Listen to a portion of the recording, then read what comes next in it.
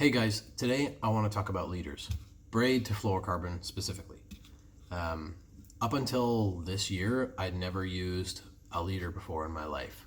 I could just never be bothered. They always just all seemed so complicated, time consuming, and some people said that, there's no point in using a leader because it's just going to break when you hook into a big fish anyways or whatever. I'm not here to argue the pros and cons of using a leader. I just want to tell you about the Alberto Knot because it's what got me into starting to use leaders. The Alberto Knot goes by a couple of names, but the big two are the Alberto and the RP, or I think it's Royal Palomar, whatever. Anyways, it's the same knot. It's just different names. The most common name for it is the Alberto Knot. It is super fast to tie, super easy to tie, really not complicated at all, and it works really, really well. I haven't had any problems casting it through my line guides at all or anything like that. So I just wanted to do a quick video on how I tie it. There's a umpteen number of videos out about how to tie the Alberto Knot, but this is just how I do it. So hope it helps you. So all you need is your mainline braid and your fluorocarbon leader, right? So you want to give yourself lots of wiggle room. Give yourself like a solid, I don't know, 4 or 5 inches here. And you're just going to make a loop with your leader. Some people like to pinch it. I don't know, you can do it either way. I'm not really particular. You can give it a little pinch, give it a point, make it easier to work with or not. But the way that I do it, you don't really need to. So you're going to take your braid, you're going to come up through the loop you just made in your leader. Give yourself lots of slack on your braid. Lots of wiggle room. Now once that's done, you take your middle finger, or I take my middle finger, and I put it here like that. And I just hold that like that. And I hold the other end like this with these two fingers. Sorry, with these two fingers. Thumb and middle finger. Next, you're just going to start wrapping. You're going to wrap this braid right around. There's a lot of people have different opinions on how many times you should wrap it. Anywhere between 5 and 8 times, you're good, right? For bass and freshwater fishing. So that's 1, 2,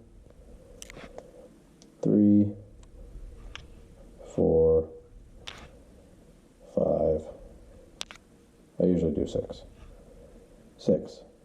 Okay? So once you're done your first line of wraps, you should have something that looks like that. Right? Looks like that.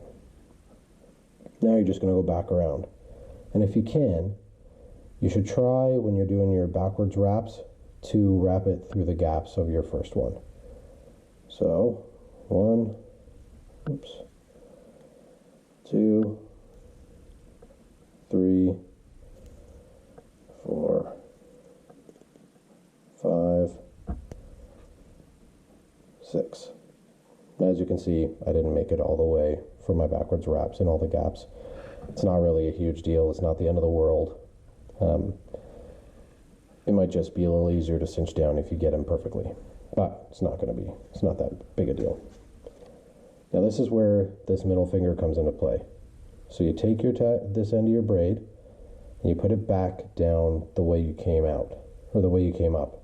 So for me, I always know, because my middle finger is coming up through the bottom of the loop, that's the way I came in with my braid to start. So that's the way I have to exit. Go back down through the loop. So when you're done, before you start, whoops, that spun around on me. So before you start pulling and cinching down, you should have something that looks like this. So both ends of your braid are coming out through the loop here, and then you've got that. So now you're ready to pull just a little bit. You're not going to cinch it down super tight yet. You want to get it to that point, and then you want to wet it. Best bet just to spit on it. It's the best lube. Looby, looby, looby. Now it's nice and wet. Now you want to pull both ends. not just the main line. You want to pull the main line and the tag end of both the fluoro and your braid. You just pull it real tight. Give that a good cinching. Pull it real good. Yeah, that looks pretty good. Now once you get it to that point, you want to let go of the tag ends, and you just want to give a little tug on the main line. Give it that extra snugness. And that's it. You're almost done. All that's left is to clip off these tag ends. So when it comes to clipping off the tag ends, when you're doing your fluoro leader, you want to clip this one off as close to the knot as you can without nicking your main line. There you go. Now for the braid portion, you should leave just a little bit of the tag end. You don't want to clip it right down to the knot because technically this is a locking knot, so you want to leave just a little bit. But full disclosure, I've done it both ways, where I cut the tag end right to the knot, and I've done it where I leave it a little bit, and I've never had one of these slip on me, no matter what. And that's it. Now you're done. That's all there is to it.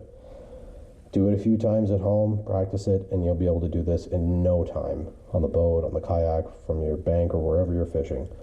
I did it real slow now today just for you guys, but I've done this so many times now this summer that I can do it pretty fast. I mean, they're not perfect every time, but they work perfectly, even if the knot isn't exactly perfect. And these things cast really well. I've never had one of these hang up in my line guides on any of my rods. So that's it. That's the Alberto knot. Easiest, fastest, and strongest braid to fluoro leader knot you could tie. Thanks for watching.